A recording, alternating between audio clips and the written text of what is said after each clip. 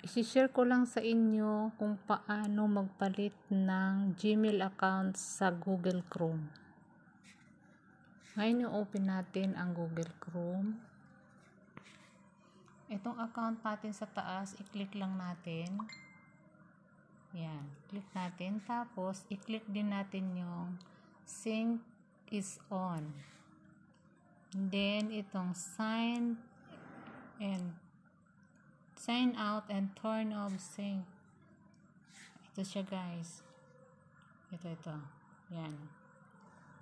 I-click lang natin yan. Then, continue. Then, back. Tapos, choose another account. Yan. Choose another account tayo. Dito tayo, i-login natin kay Aya Midel. Yan.